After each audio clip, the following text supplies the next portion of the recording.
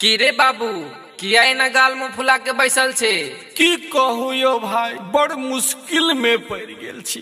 रौ कौन मकरा के जाल में फंस गेल छा यो भाई यो मकरा के जाल की कहू ए झुठुरी के चक्कर में बर्बाद भ गेल छी।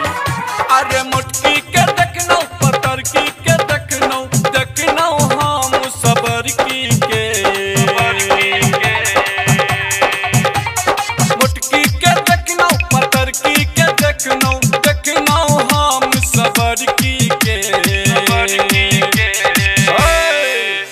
अरे देखत देखत सुनो ये भैया हमरा प्यारी भगल इच चुनरी चा देखत देखत सुनो ये भैया हमरा प्यारी भगल इच चुनरी सा।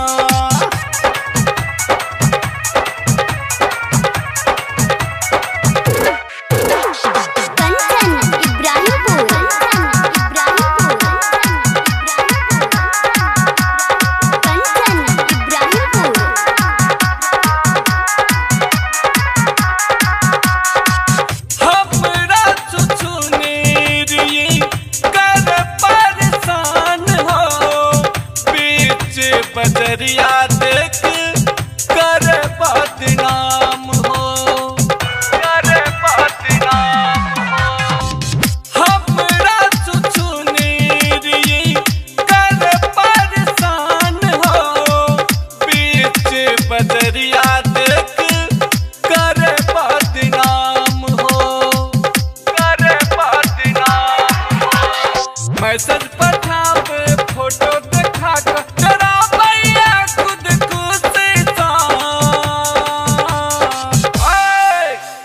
देखत देखत सुनो यो भैया हमरा प्यार भगल इच चुनरी सा देखत देखत सुनो यो भैया हमरा प्यार भगल इच चुनरी सा।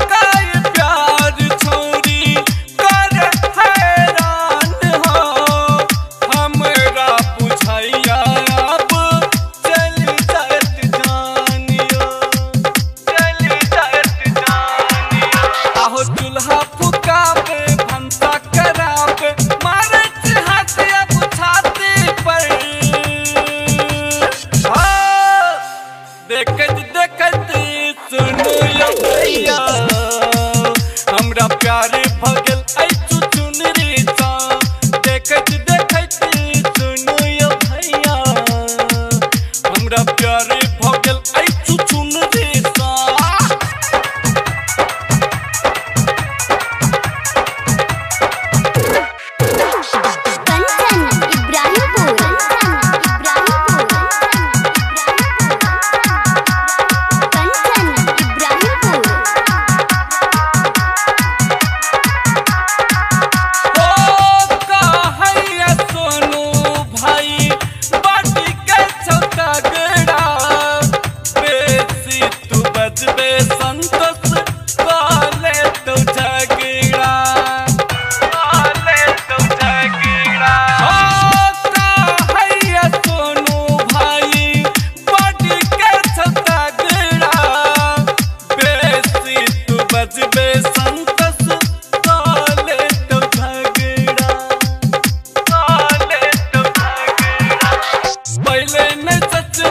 अब की हम करूं नहीं डरब अब हम धुर की सा देखत देखत सुनो यो भैया हमरा प्यार भगल इच चुनरी सा देखत देखत सुनो यो भैया हमरा प्यार भगल ऐ चुचुन रे सा बेसी बजिया ना आइने तो चुल्ही फोड़ देबो। माँ गायत्री रिकॉर्डिंग स्टूडियो मलंगवा सरलाही नेपाल।